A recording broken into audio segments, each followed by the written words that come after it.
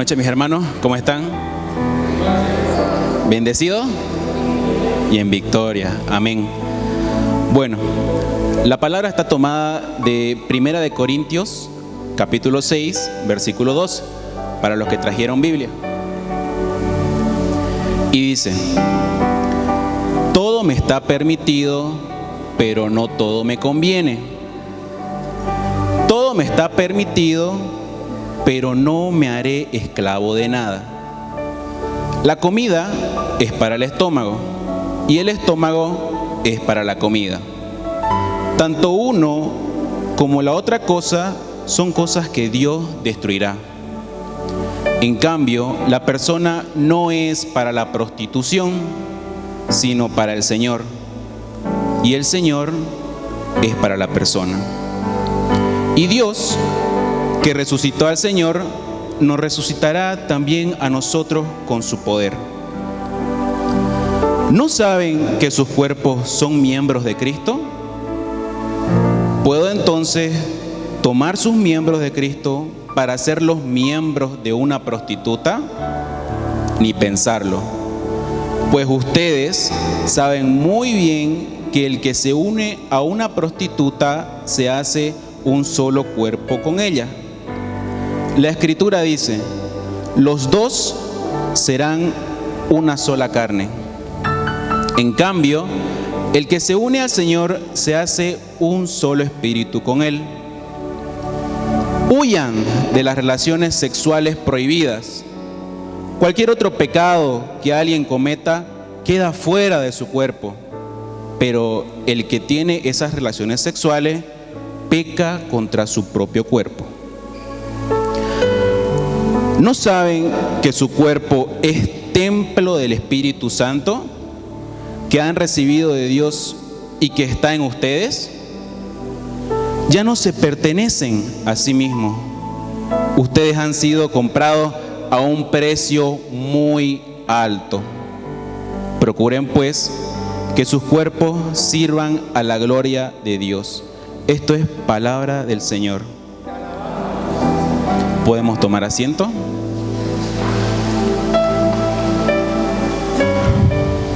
Bien, antes de continuar, quisiera pedirles su atención, que todos estén bien atentos, porque hablar sobre la sexualidad, sobre el sexo, es bastante quisquilloso e incómodo para algunos.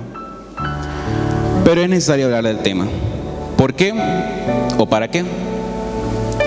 Para que no nos pase como al pueblo de Dios que le pasaba anteriormente. ¿Y qué pasaba? Que el pueblo de Dios caía por falta de conocimiento, como dice en Oseas capítulo 4, versículo 6. Pero vamos a analizar punto por punto, o al menos lo más importante de esta palabra. Y dice: todo me está permitido, pero no todo me conviene. Nosotros somos personas libres, ¿cierto? Somos libres, ¿no es así?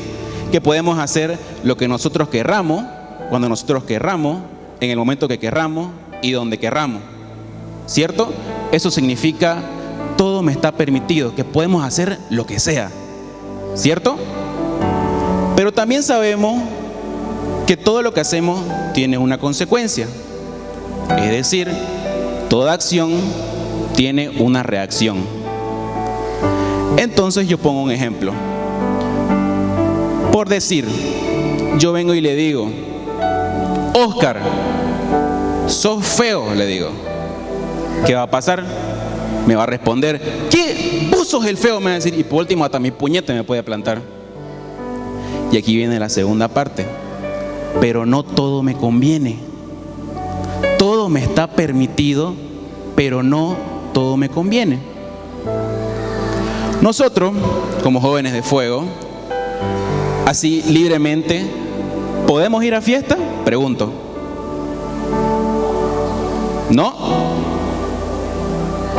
Podemos, pero no debemos. Amén. Podemos, pero no debemos. ¿Por qué? ¿Qué pasa si yo voy a una fiesta, a un boliche? No, pues me voy a ir a meter a la boca del lobo. Voy a ir a un principado del diablo, donde allá me voy a topar con todas las cargas habidas y por haber. Y cae en un boliche. Alcoholismo, drogadicción, lujuria, todo lo que ustedes se puedan imaginar se puede encontrar en un boliche. ¿Y será que nosotros podemos chuñarnos del colegio o de la universidad? Podemos, pero no debemos. ¿Por qué? Porque en primer lugar, bueno, no vamos a perder el avance, vamos a estar todos flequecos ahí que avanzaron ayer, ya me perdí, no. Y lo más importante, que estamos siendo desobedientes con nuestros padres, porque nuestros padres día a día se rajan el lomo trabajando para que ustedes y cada uno vaya al colegio o a la universidad. ¿Y qué consecuencias tiene la desobediencia? Por ejemplo, a lo largo de la Biblia hay muchos personajes que sufrieron consecuencias a base de su desobediencia. Moisés, por su desobediencia, no pudo entrar a la tierra prometida. Saúl perdió el reino de Dios, el reino que Dios le había dado. David fue traicionado por algunos de sus hijos y sus altos oficiales. La esposa de Lot, que se convirtió en sal mientras escapaban de Sodoma. El hijo pródigo experimentó las duras consecuencias de la desobediencia. Fue grande su ruina, fue grande su miseria, que hasta por último deseaba comer lo que comían los cerdos.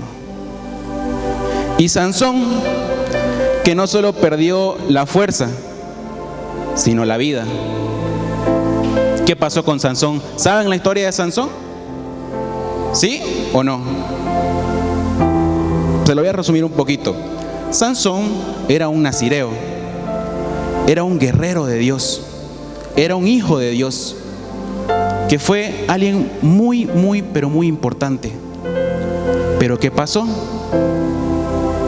¿Qué pasó? Fue desobediente. Sansón no podía ingerir ni bebida fermentada, es decir, alcohol, cerveza, ni tampoco podía fornicar. Y en Hebreos 13, versículo 4, dice: Dios juzgará a los fornicadores. ¿Qué pasó con Sansón? Sansón entró en pecado y Dios le arrebató su fuerza y por último hasta ciego lo dejó. ¿Y qué pasó? Los filisteos lo capturaron. Y entonces, cuando los filisteos capturaron a Sansón, estaban haciendo una fiesta, porque al fin atraparon a ese hombre que los había hecho sufrir tanto, que los había matado a muchos de sus amigos, hermanos y familiares. Entonces, ¿cómo murió Sansón? Sansón, al estar ciego, le pusieron un sirviente para que lo vaya guiando.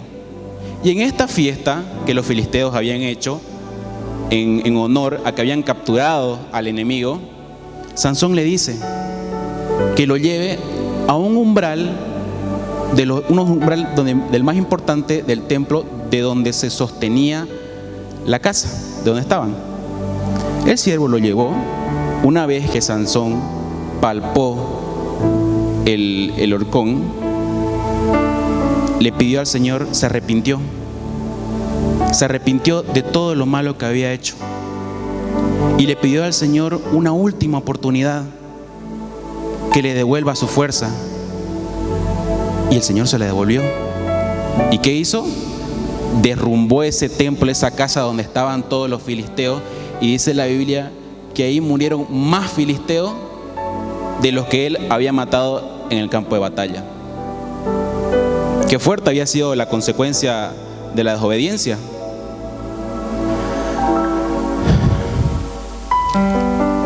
La comida es para el estómago y el estómago es para la comida. En cambio, la persona no es para la prostitución, sino para el Señor, y el Señor para la persona. ¿Se acuerdan del nombre de la prédica? ¿Quién se acuerda? Mi cuerpo, su templo. Mi cuerpo, su templo.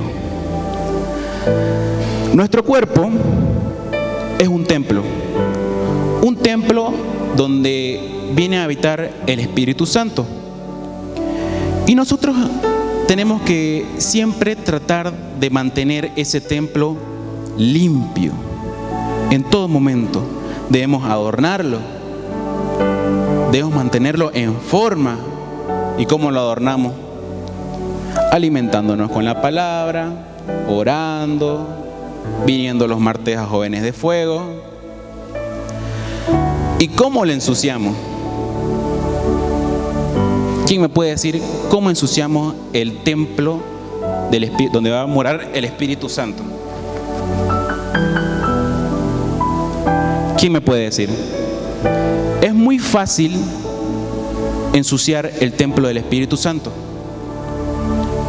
Fácilmente podemos ensuciarlo, empezando con las malas palabras, los malos pensamientos, y si vamos subiendo un poquito más, cuando bebemos, cuando fumamos, cuando fornicamos, cuando escuchamos música mundana, cuando somos desobedientes.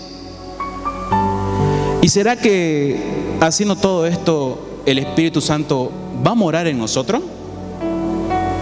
Definitivamente no.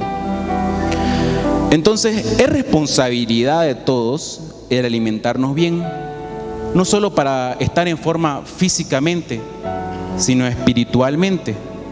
Sobre todo, hagamos de nuestro templo un lugar agradable a la presencia del Señor. Y es muy claro cuando nosotros tenemos un templo bien adornado, limpio, digno de que el Espíritu Santo venga y more en nosotros cada vez que nosotros lo clamamos. Por ejemplo, hubo un tiempo, yo siendo servidor todavía, que escuchaba música mundana. Pregúntenme pues a ver si venía acá y clamaba al Espíritu Santo. Pregúntenme pues si lo sentía. ¿De dónde pues? Y preguntaban, ¿sintieron el Espíritu Santo? Yo sí, decía. Tuti. ¿No saben que sus cuerpos son miembros de Cristo? ¿Puedo entonces tomar sus miembros de Cristo para hacerlos miembros con una prostituta? Ni pensarlo. Pues ustedes saben muy bien que el que se une a una prostituta se hace un solo cuerpo con ella. La Escritura dice, los dos serán una sola carne. En cambio, el que se une al Señor se hace un solo espíritu con Él. Ustedes, todos los que estamos aquí, son miembros de Cristo. Desde el día que recibieron el Espíritu Santo, se hicieron un solo espíritu con Él. Ese día que recibieron el Espíritu Santo, dejaron de pertenecer al mundo, dejaron de pertenecerse a ustedes mismos. Ese día ustedes pasaron a ser propiedad de Dios. Él mismo puso un sello en ustedes. Puso un sello en ustedes, en su frente, declarándolo hijos suyos, de que fueron rescatados del pozo de donde se encontraban, que fueron redimidos. Él los limpió con su sangre, les dio vestiduras nuevas. esas vestiduras que nosotros teníamos antes de recibir el Espíritu Santo, todas sucias, todas rotas. El Señor vino, nos sacó esas vestiduras y nos puso una nueva, una blanca, limpia, reluciente. Ese día volvimos a nacer. Entonces, es coherente que yo, siendo propiedad de Dios, me preste para el pecado. Como dice la palabra, ni pensarlo. Yo debo respetar lo que es propiedad de Dios, porque este cuerpo, esta vida, todo lo que yo tengo ya no me pertenece, ahora le pertenece a Dios. Yo ya no soy dueño de mí mismo, ahora mi dueño es Dios, es el Señor. Huyan de las relaciones prohibidas, de las relaciones sexuales prohibidas. Cualquier otro pecado que cometan quedará fuera de su cuerpo. Pero el que tiene relaciones sexuales peca contra su propio cuerpo. ¿Qué nos quiere decir esto? Cuando nosotros tenemos relaciones sexuales fuera del matrimonio, es decir, fornicamos, estamos atentando contra el mismísimo templo de Dios. Lo estamos ensuciando, lo estamos manchando, lo estamos profanando. ¿Y qué va a pasar si nosotros ensuciamos el templo de Dios? ¿Qué va a pasar? ¿Alguien sabe qué pasa si nosotros empezamos a ensuciar el templo de Dios? Lo vamos a ahuyentar. Y cuando nosotros lo clamemos, Él no va a bajar, porque el Espíritu Santo necesita un lugar hermoso, un lugar limpio, un lugar pulcro. El Espíritu Santo es muy sensible. Necesita que lo amemos, que lo adoremos. ¿Y cómo lo vamos a adorar? ¿Cómo lo vamos a adorar? ¿Cómo lo vamos a exaltar? ¿Cómo vamos a alabarle, a rendirle gloria en un templo sucio? No se puede. No se puede simplemente. Y díganme, ¿qué hacemos si no tenemos la presencia del Espíritu Santo? Si el Espíritu Santo es aquel que nos guía, es aquel que nos conduce, el que nos da la sabiduría, el entendimiento para saber discernir entre lo bueno y lo malo que ocurre en nuestra vida. Como decía la hermana Milka en una de sus prédicas, el Espíritu Santo es nuestro GPS. El Espíritu Santo es ese GPS, es aquel que nos guía, que desciende sobre nosotros y nos acompaña día a día, en todo momento, en cada lugar, en cada decisión que nosotros tomamos. El Espíritu Santo es aquel que nos dice: no vas por ahí, no hagas esto. El Espíritu Santo en nosotros es fundamental. Tenemos que pedirlo mañana, tarde y noche. Porque nosotros, sin el Espíritu Santo en nuestras vidas, realmente estaríamos perdidos. ¿No saben que su cuerpo es templo del Espíritu Santo, que han recibido de Dios y que están ustedes? Ya no les pertenecen a sí mismos, como les decía. Ustedes han sido comprados a un precio muy alto. Procuren pues que sus cuerpos sirvan a la gloria de Dios.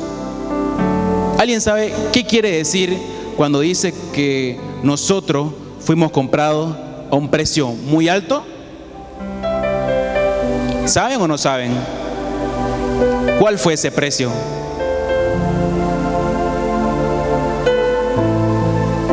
¿No saben? Les voy a decir entonces. Ese precio tan alto al que se refiere aquí fue la muerte de Jesús, quien se sacrificó por todos nosotros para que fuéramos perdonados por todos nuestros pecados. Ese fue el precio que tuvo que pagar el Hijo de Dios por todos y cada uno de nosotros. ¿Y eso qué significa? El que Jesús haya sido crucificado, que haya muerto por nuestros pecados, ¿qué significa? Significa que nosotros tenemos una deuda con Él. Tenemos una deuda. Y yo pregunto, ¿qué estamos haciendo para saldar esa deuda? ¿Qué es lo que estamos haciendo para saldar esa deuda? O simplemente agarramos y le decimos, gracias Señor por sacrificarte por todos nosotros y por perdonar tus pecados, y bueno, ya, gracias. Hay muchos que por último ni le dan gracias. Hay muchas personas que uno le pregunta, oye, ¿y vos sabés por qué Jesús murió en la cruz por nosotros? Y le responden, con duda, sí leí en colegio que Jesús murió por nosotros, por nuestros pecados. Y se sienten, respuestanga, ¿no? Y sí, de verdad, Jesús murió por nosotros, por nuestros pecados. Pero, ¿después qué? Reconocimos que Jesús murió por nuestros pecados, pero solamente conocemos esto por lo que está escrito en un texto, por lo que nos enseñaron en colegio. Pero realmente estamos reconociendo, realmente le estamos dando ese valor. Somos tan ingratos a veces con nuestro Dios que a pesar de todo nos sigue bendiciendo. Su amor es tan grande, es tan maravilloso y no lo sabemos valorar. Nos quedamos con que simplemente somos salvos por su gracia y listo. Y no debe ser así. Cada día nosotros tenemos que pagar esa deuda que tenemos con el Señor, siendo instrumento suyo, predicando la palabra, predicando con nuestro testimonio, siguiendo una vida en Cristo. Porque todos aquí tenemos una deuda con el Señor que debe ser pagada. ¿Y cómo es una vida en Cristo? A ver, un joven de fuego valiente que venga aquí adelante y me diga cómo es una vida en Cristo.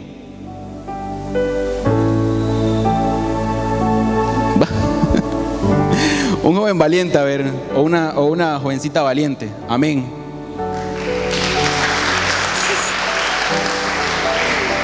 ¿Cómo es una vida en Cristo? Una vida en Cristo es estar feliz y seguirlo a Él, solo a Él. Amén. Démosle un fuerte aplauso.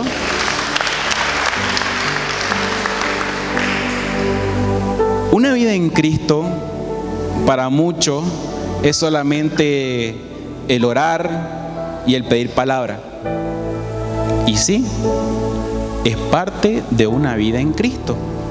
Pero una vida en Cristo también requiere trabajar para Él, vivir en santidad.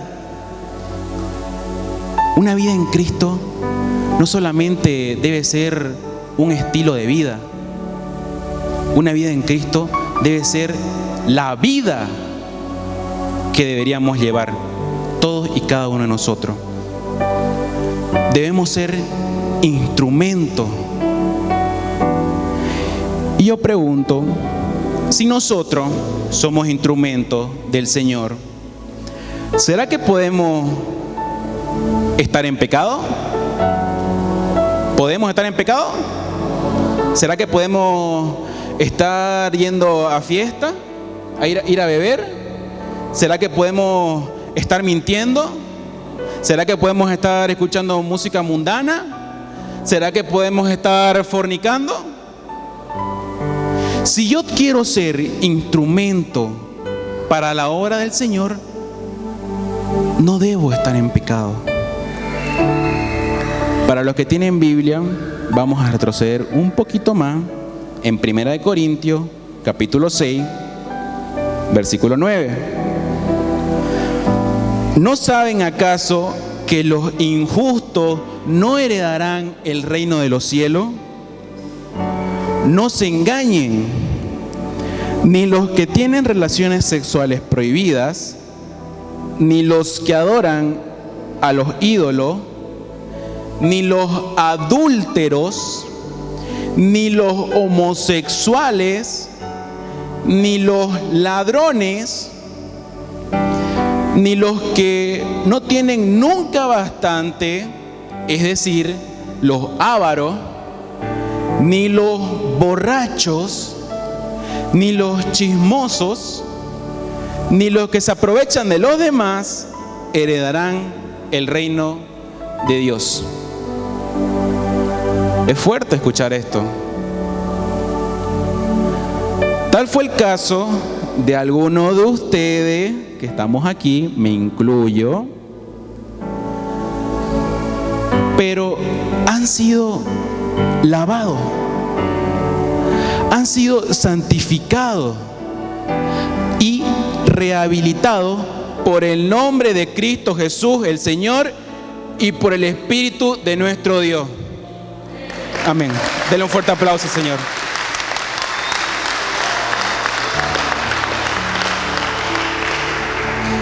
Qué hermoso, ¿no? Qué hermoso es escuchar de que hemos sido lavados de toda esa suciedad que teníamos. Hemos sido santificados, rehabilitados por el nombre de Cristo Jesús, el Señor, y por el Espíritu de nuestro Dios. Nosotros tenemos que procurar siempre mantener esa alianza con el Señor en todo momento, mantener esa amistad con Dios. ¿Y por qué? Yo le pregunto a ustedes, ¿acaso van a dejar que un ladrón entre a su casa? ¿Que un ladrón o que un asesino entre a su casa? ¿Acaso van a poner la manzana podrida junto con las otras que no están podridas? ¿Las pondrían o no? Pues pasa lo mismo con el reino del Señor. El Señor no va a permitir que algo que está podrido entre en el reino del Señor, porque podría contaminar a las demás personas que están ahí, a las demás almas que están ahí, como la manzana podrida lo haría con las que no están. Las llegaría a contaminar. Entonces me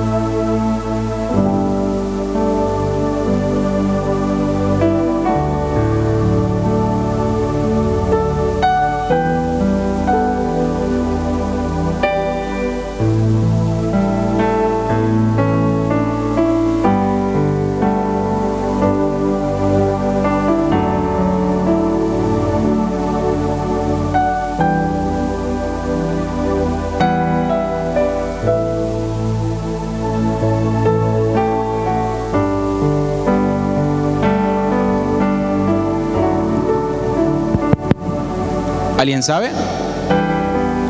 Lo primero que nosotros debemos hacer es arrepentirnos. Es arrepentirnos y renunciar a todo placer, a todo pecado que nos ofrece el mundo.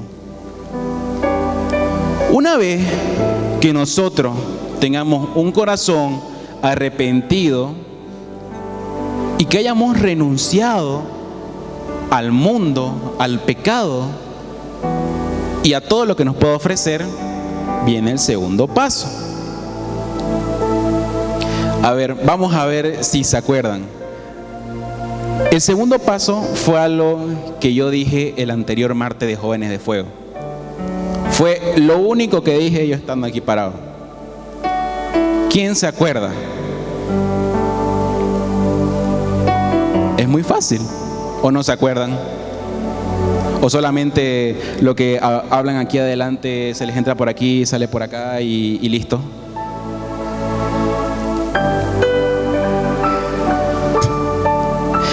¿Qué le pedía el Señor a Naamán?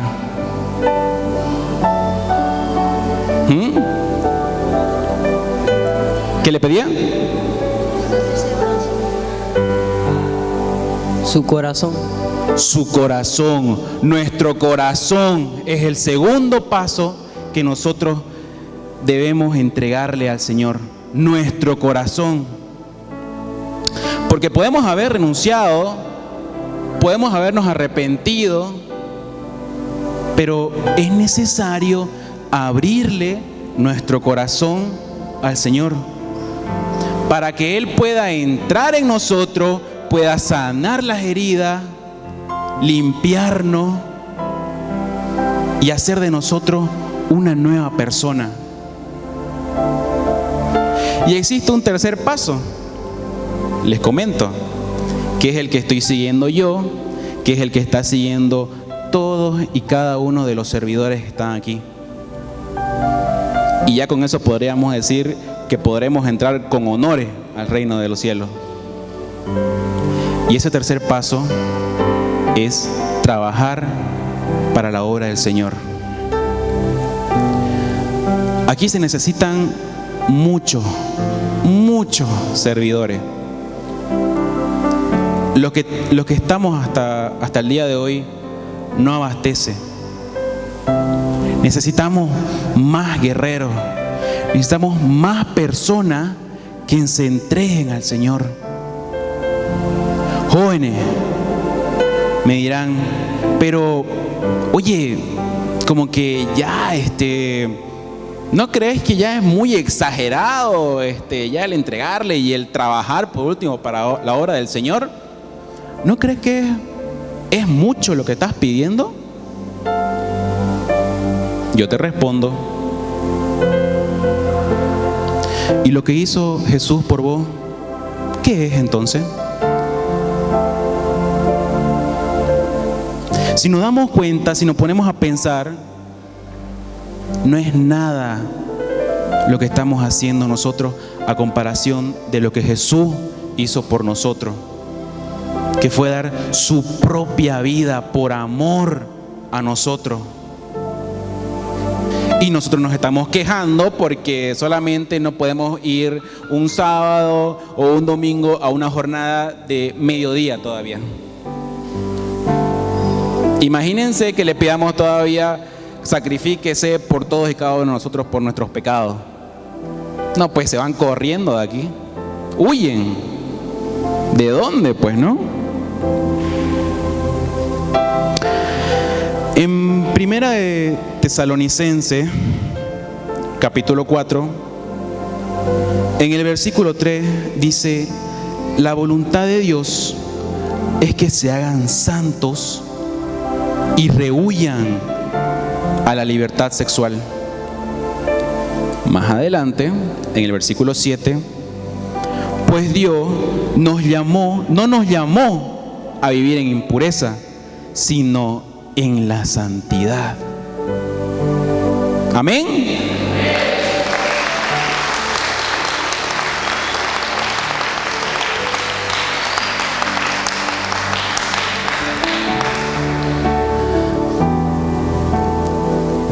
es aquí donde yo quiero contar algo. Algo que solamente yo le había contado a los servidores jóvenes de fuego de Santa Cruz en uno de nuestros grupos de fortalecimiento. Y es el cómo yo llegué a vivir en santidad. Para muchos el vivir en santidad es algo exagerado. Para muchos el vivir en santidad ya pues es una cosa de loco. Entonces, ¿yo cómo llegué a vivir en santidad? Bueno, esto es algo de que yo, siendo servidor, fui desobediente. Todo empezó así, con una desobediencia.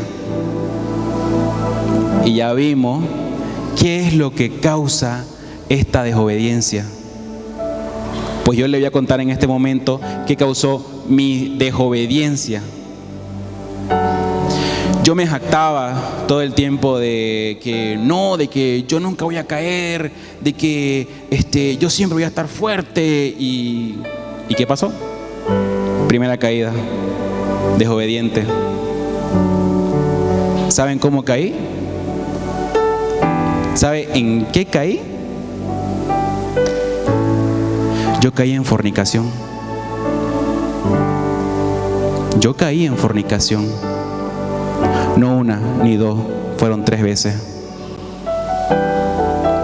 3 veces que yo caí en fornicación. La primera, bueno, me voy y me confieso con el Padre, no pasa nada, nadie se enteró, me voy, soy feliz. La segunda, pucha, ya me dolió un poquito más, ¿no? Pero voy con el Padre, me confieso, estoy limpio, me voy y sigo haciendo de las mías. La tercera ya fue cuando Dios se cansó de mi desobediencia. Ya se cansó de tanto hablarme y me hablaba Él a través de la palabra. Me dio 1 Corintios, capítulo 6, versículo 12. Y yo me hacía el lobo para el de la vista gorda, pero ya yo dejé eso. Ya yo dejé eso, decía. Y después, otra vez, lo mismo. ¿Y cómo fue para que yo empiece a vivir en santidad después de la última vez? ¿Qué pasó? Después de la última vez que yo caí en fornicación, el Señor me dio en mi orgullo. Me dio en lo más profundo de mi orgullo. Y yo era una persona orgullosa. Yo llegué al punto de que yo me quería suicidar, porque fue tan fuerte ese golpe que yo me quería suicidar. Yo decía, no, pues ya, ¿para qué voy a vivir así, digamos? O sea, ya te fallé, ¿qué más da? Pues no, me muero una vez, así le evito problemas a mis padres, dejo de estar estorbando en la obra del Señor. Pero una lucecita, una vocecita en el fondo de mi corazón me dijo, oye, a ver, decime, ¿y qué culpa tiene el Señor? ¿Qué culpa tiene Dios de tu desobediencia? ¿Qué culpa? ¿Por qué estás haciendo algo que vos sabías que podía pasar? ¿Por qué le echás la culpa al Señor? Porque yo entre mí decía, Señor, ¿por qué me haces esto? ¿Por qué me abandonás? Decía, Señor, no me puede estar pasando esto. Yo te sirvo. Yo soy servidor, decía. ¿por qué me golpeas así? Y todavía el insolente le decía, ¿por qué no me dijiste a través de tu palabra? Le decía yo, habiéndome dado 1 Corintios capítulo 6, versículo 12. Y yo le reclamaba al Señor y le decía, ¿por qué? ¿Por qué? ¿Y por qué, Señor? ¿Por qué me golpeas así? ¿Acaso no me querés? Le decía. Por supuesto, Él me quería y me quiere, pero ¿yo le estaba correspondiendo? No. Entonces esa vocecita en mi mente decía, ¿qué culpa tiene Dios de tu desobediencia, de lo que te está pasando? Ahora, como fuiste tan machito para estar yendo y metiéndote en pecado, ahora sea machito para afrontar esto que te está pasando. Me dolió porque tuve que sacrificar mucho después de eso. Tuve que sacrificar bastante. Algo que no estaba en mis planes. No era mi voluntad. Luego entendí que no se trata de mi voluntad, sino de la voluntad de Dios, que quiere para mí, que quiere para vos. Yo quiero esta noche llamar a la santidad a todos y cada una de las personas que están aquí. Llamar a la santidad. El vivir en santidad es algo muy difícil. Al principio es difícil. Lo digo por experiencia. Yo tuve que renunciar a una pareja por vivir en santidad. Tuve que hacerlo. ¿Por qué? Porque estaba entrando en pecado. Porque vivía en pecado. Porque por último me estaba distrayendo de la obra. Le estaba tomando más atención a esa persona que a la persona que me salvó, que a la que me rescató. Estaba descuidando la obra por darle tiempo a esa persona. Muchas veces nos va a tocar renunciar a mi novio, a mi novia. Nos va a tocar renunciar a los placeres de la vida. A mí me encantaban los juegos. Me encantaban. Yo tengo un primo que para mí es como mi hermano. Somos muy unidos desde niño. Y la tradición, ¿no?, en mi familia por parte de padre, porque casi todos somos primos, o sea, primos hombres, es que siempre desde pequeño hemos jugado con una PlayStation. La 1, la 2, la 3 y hasta la 4. Y en computadora también. Es decir, todos unos frikis, como dicen por ahí. Todos unos ñoños, ¿no? Yo tuve que renunciar a los juegos. Yo tuve que renunciar al tener una pareja. Yo tuve que renunciar a mi libertad sexual por amor a Cristo, porque Él tuvo que renunciar a su vida para que yo fuera salvo, para que yo pueda vivir una vida en paz. una vida tranquila. El recibir a Cristo en tu vida no solamente significa el que vas a ser perdonado y que vas a ser salvo. Y que no significa que los problemas van a acabar en tu vida, porque no es así. Los problemas siempre van a estar. Los problemas van a venir día tras día, uno tras otro. Van a venir. Pero ¿cuál es la diferencia? Que ahora vas a tener a un Cristo vivo en tu vida. Si antes vos te sentías solo ante un problema, ahora ya no.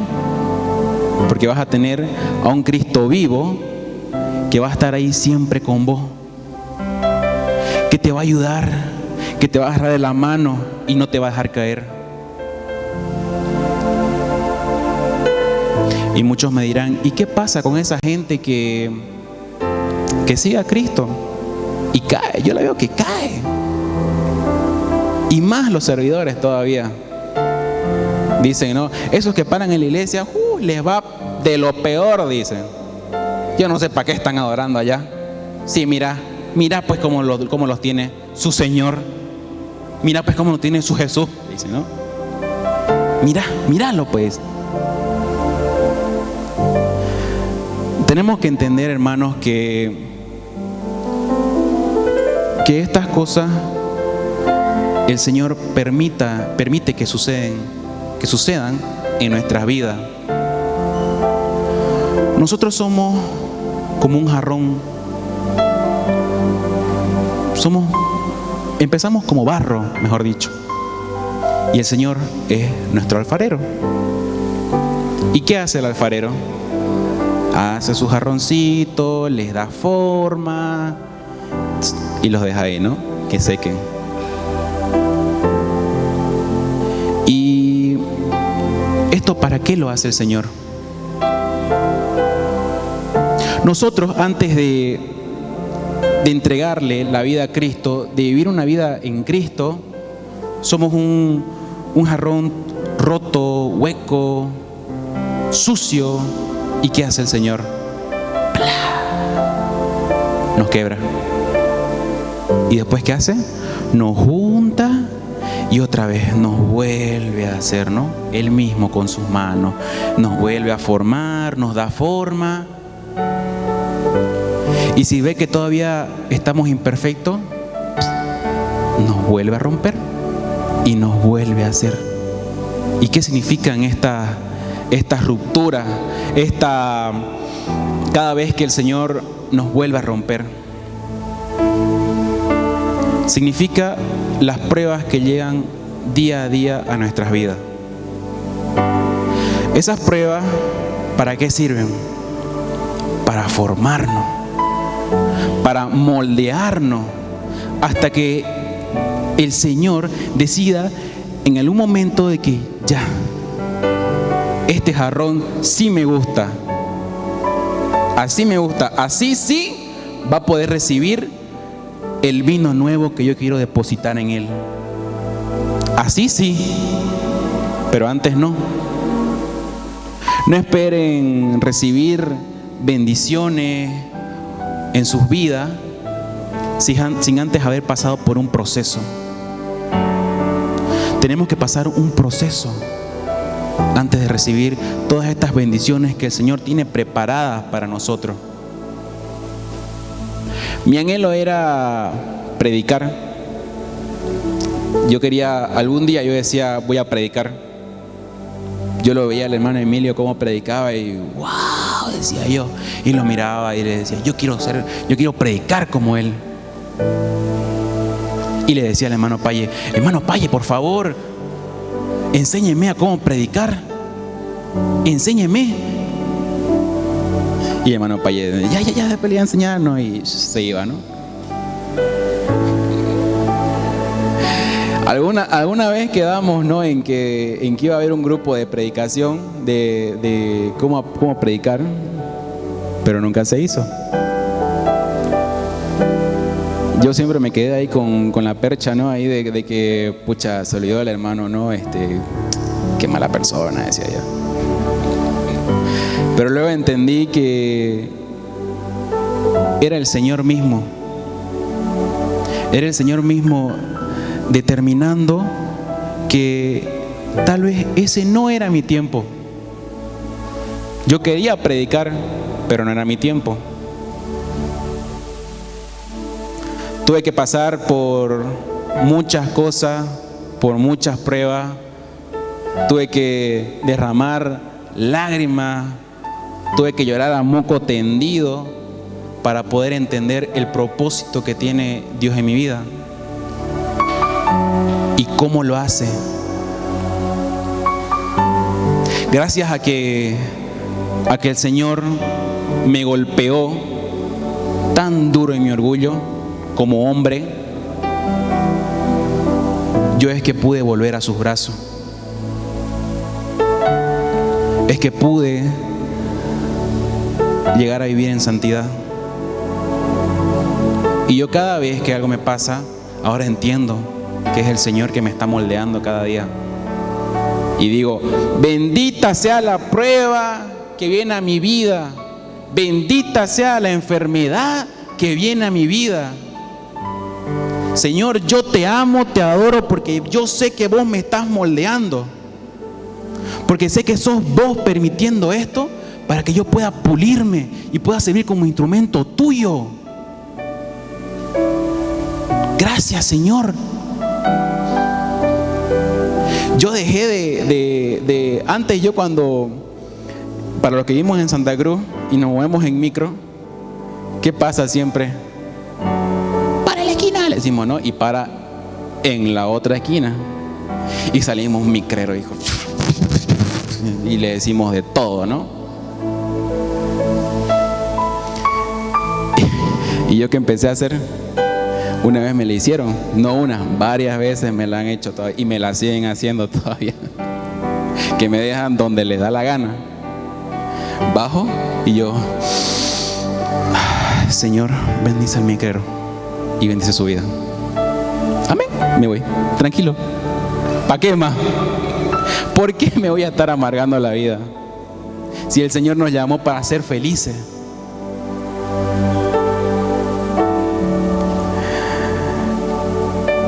Jóvenes,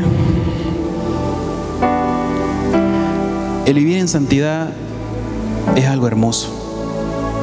Es un plus. Es un plus que nosotros tenemos con el Señor. Porque gracias a que nosotros vivimos en santidad,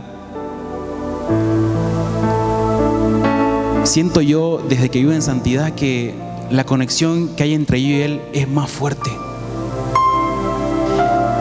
Puedo sentir su amor de otra manera. Porque antes yo sentía ese amor, uy, sí, el Señor me ama. Pero ahora siento ese amor que el Señor tiene por mí. Y yo digo, cuán grande es el Señor. Cuánto amor me tiene el Señor y a todos y cada uno de nosotros. Yo sé que no soy digno. Yo soy pecador. Y todos aquí lo somos. Pero yo aún así le pido al Señor que día tras día me moldee, que vaya cambiando, que vaya puliendo todas esas imperfecciones que yo tengo para poder ser un instrumento para su obra. El vivir santo, en santidad, no es fácil. Nada en el camino del Señor es fácil. Pero es mucho mejor. Todo me está permitido, pero no todo me conviene, ¿cierto? Entonces, si empezamos si renunciamos al mundo y empezamos a vivir en santidad, ¿me conviene o no me conviene? Me conviene. Tengan por seguro, jóvenes, y yo en el nombre de Jesús les digo que van a recibir más, mucho más a su lado de lo que el mundo les va a poder ofrecer algún día.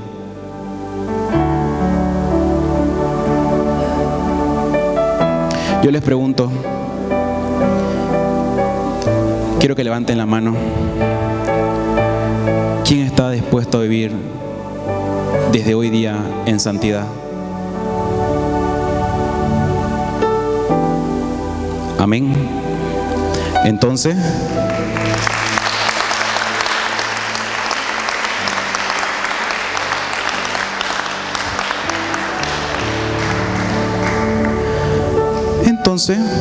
voy a terminar con una oración.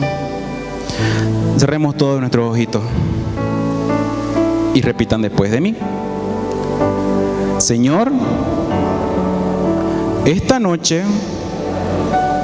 ante ti y ante mis hermanos, yo renuncio a todo pecado de la carne,